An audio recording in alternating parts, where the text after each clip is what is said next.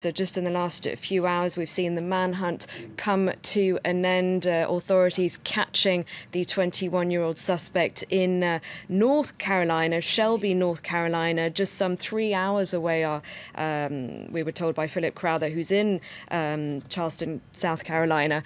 Talk us through again what exactly happened. Well, what he was apparently trying to make a getaway there, but you correctly called this a manhunt. This wasn't being investigated as an ordinary crime. We heard before the mayor we heard the police chief of Charleston, Gregory Mullen, basically talking about the effectiveness of all of these both federal and local level police units, investigators, all being in on this together, and that is what he is crediting the fact that such a swift arrest was made.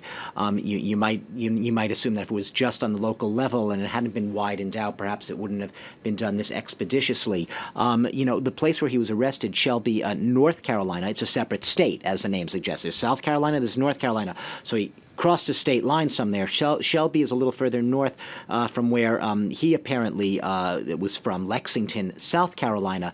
That in itself is pretty far from Charleston, about 120 miles, 190 kilometers.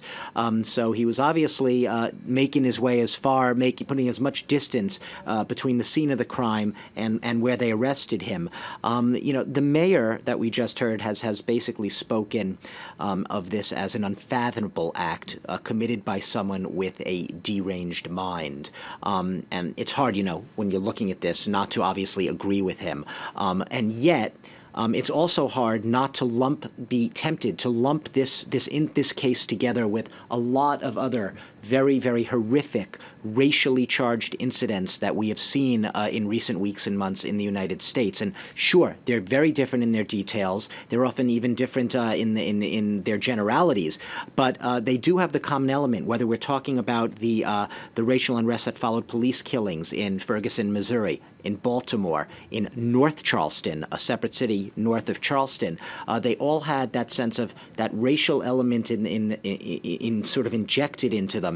And in this case, they qualified this as a hate crime. And what's chilling about this particular case is that the suspect apparently was with the congregation for a whole hour before opening fire. A very chilling detail. You have this sense of very coolly, brutally calculated crime in the sense that, first in the photos we saw, one of the photos that was released before the suspect's arrest, we saw him wearing a jacket with two flags on them, one of apartheid South Africa flag and the other of Rhodesia, which is what Zimbabwe was once known as, clearly signaling a white supremacist type of message there, and clearly flagging to anyone who sees that photo that he is in fact a white supremacist out to get African Americans, because that by definition is what white supremacists do, whether it's cross burnings, lynchings throughout American history, and now this horrific act. But yeah, he was sitting in that church for 1 hour apparently, and that's just according to what we've been told, by the police so far and by witnesses who told the police who've been investigating, sitting there before he stood up and started just apparently randomly spraying fire all around, resulting in the deaths of at least 8 people inside that church, perhaps one other who was injured and later died outside the church, 6 men, 3 women from what we've been told. But, obviously the details of this will come out in the hours to come, but the fact that they caught him so quickly does show the investigative intensity and the resources that they poured into this right away. They were not going to leave any room for error. The FBI was in on it, the Justice Department was in on it, and all of the local law enforcers in South Carolina were in on this case. All right, thank you very much, Douglas.